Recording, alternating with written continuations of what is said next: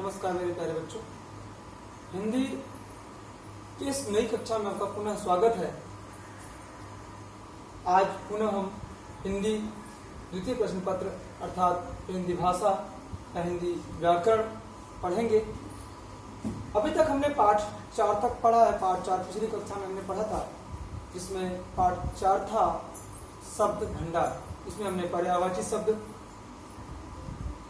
विलोम शब्द, अनेक शब्दों के एक शब्द, ध्वनिबोधक शब्द, पुनरुक्त शब्द, कई सारे शब्दों को हमने पढ़ा।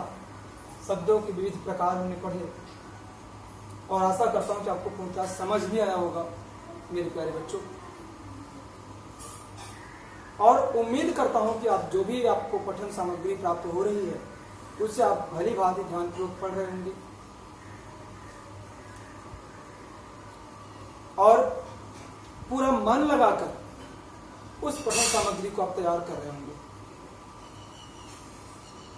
पिछली कक्षा में हमने आपसे कहा था कि अगले कक्षा के साथ हम आपको पाठ 4 का अभ्यास कार्य और प्रश्नोत्तर उपलब्ध कराएंगे।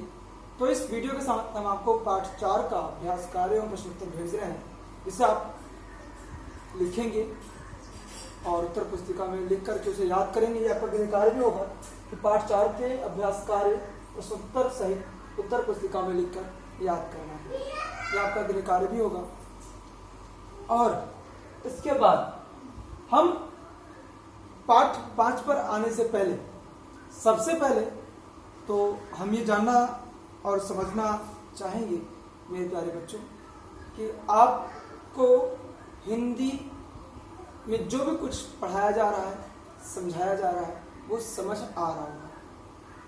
मैं समझ सकता हूँ कि जो कन्वर्सेशन होना चाहिए, जो आपसे सामंजस्य जो बातचीत होनी चाहिए, वो हो नहीं पा रहा है। उसके लिए मैंने ये सोचा कि अगर कोई भी आपको इस वीडियो में कोई भी शब्द या कोई भी समस्या आती है जो समझ नहीं आ रहा है, तो आपको जो लिंक भेजा जाता है उस लिंक में जाके आप कमेंट बॉक्स होता है, आप कमेंट करके पूछ सकते हैं जो चीज़ आपको समझ नहीं आ रही।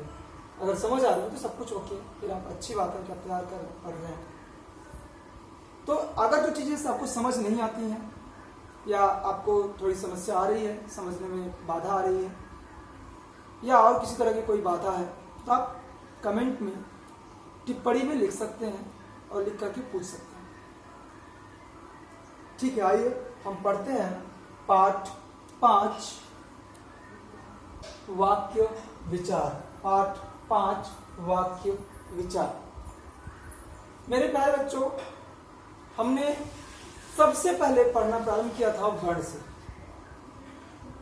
वर्ण भाषा की सबसे छोटी इकाई होती है, हमने पहले ये पढ़ा। फिर हमने पढ़ा शब्द। वर्णों के मेल से शब्द बनता है, सार्थक वर्णों के सार्थक मेल से शब्द। फिर उसके बाद हमने पढ़ा शब्दों के मेल से वाक्य बनता है। आइए अब इस पाठ में हम यही पढ़ेंगे कि वर्णों के मेल से शब्द, शब्दों के मेल से वाक्य और वाक्यों के मेल से भाषा बनती है। ये आपको हमेशा याद रखना है। सबसे बड़ी इकाई हो गई भाषा, सबसे छोटी इकाई हो गई वर्ण, और इस बीच में 2 इकाइयां आती हैं। वो कौन है? शब्द और वाक्य। तो सबसे पहले वाक्य किसे कहते हैं यह हम समझते हैं।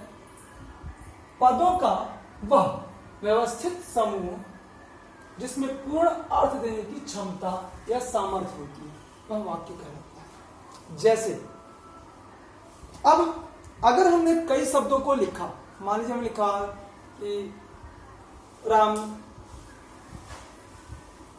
वह है।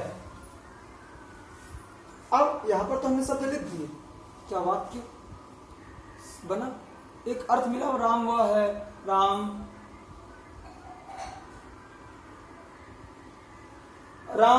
श्याम गया। अब ये भी ऐसे ये वाक्य तो बन गए, लेकिन क्या इनमें कोई अर्थ स्पष्ट हो रहा है? नहीं। तो वाक्य की परिभाषा क्या होगी? शब्दों का, पदों का व्यवस्थित समूह। यहाँ पे हम थोड़ा सा आते हैं। हमने पिछली कक्षा में, इसके पहले कक्षा में पढ़ा था कि शब्द और पद और शब्द में क्या अंतर होता है, ये हमने पढ़ा था। तो पद और शब्द में अंतर होता है कि जब वर्ण आपस में मिल करके, जब दो या दो से अधिक वर्ण मिलते हैं तो शब्द बनता है। लेकिन जब वही शब्द वाक्य में व्याकरणिक नियमों से बन करके बन जाता है तो वो पद कहलाता है। याद रखना मेरे प्यारे बच्चों, जब वो व्याकरणिक नहीं बना होता, अलग होता है, स्वतंत्र होता है तो वो शब्द होता है। लेकिन जब व्याकरण की दृष्टि के अनुसार वो बन जाता है तो वो पद होता है। तो यहाँ पे हम शब्द नहीं कहेंगे, यहाँ पे हमने पद कहा है। पदों का वह व्यवस्थित समूह जिसमें पूर्ण अर्थ देने की क्षमता या सामर्थ्य होती है, वाक्य कहलाता है।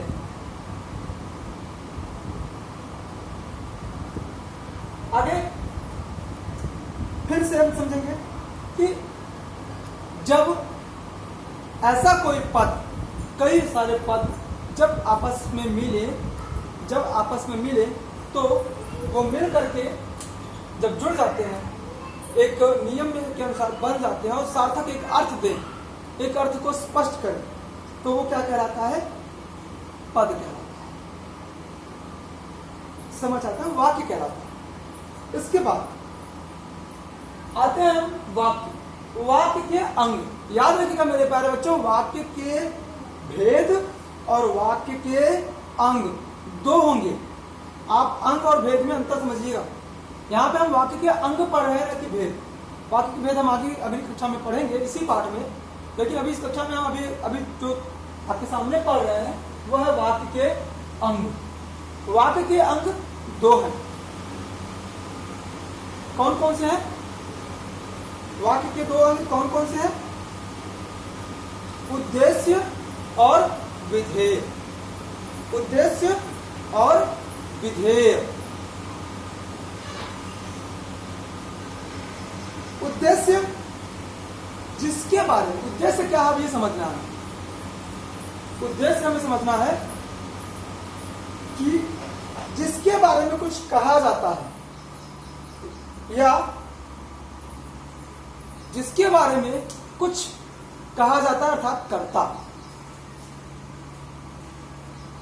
जिसके बारे में कुछ कहा जाता है, कौन कहता है? कर्ता कहता है।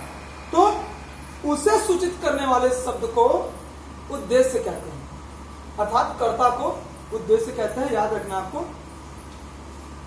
कर्ता को ही उद्देश्य कहते हैं। ठीक है,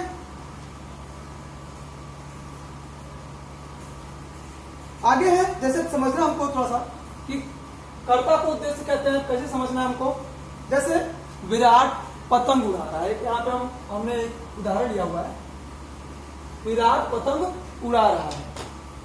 तो अब यहाँ पे कर्ता कौन है? कौन पतंग उड़ा रहा है? विराट पतंग उड़ा रहा है। अब तो किसके बारे में कहा जा रहा है? विराट के बारे में कहा जा रहा है। तो उद्देश्य कौन हुआ आपका? विराट। तो याद रखिएगा मेरे प्यारे बच्चों, कर्ता ही उद्देश्य होता है। कर्ता ही उद्देश्य होता है, ये आपको दिमाग में रखना है। कहीं भी थोड़ा सा भी संदेह उत्पन्न नहीं करना है।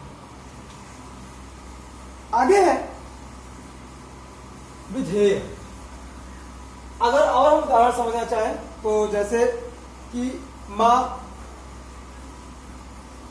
खाना बना रही है, तो मां जो हुआ वो आपका उद्देश्य हुआ और बाकी जो है वो फिर विधेय बन जाता है। जैसे अध्यापिका छात्र को पढ़ा रही है, तो अध्यापिका उद्देश्य हो गई और बाकी विधेय हो गई। आगे विधेय। विधेय विधेय क्या है ये हमको समझने की जरूरत है।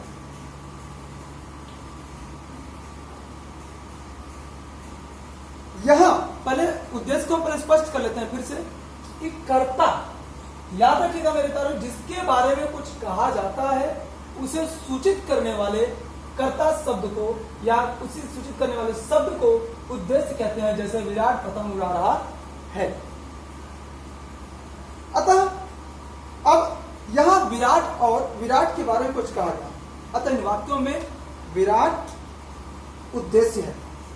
हम यह भी कह सकते हैं कि किसी वाक्य का कर्ता ही उस वाक्य का उद्देश्य होता है। इस वीडियो में मेरे प्यारे बच्चों बस इतना ही। अगले वीडियो में पुनः हम इसके आगे पढ़ाते हैं। तब तक के लिए धन्यवाद।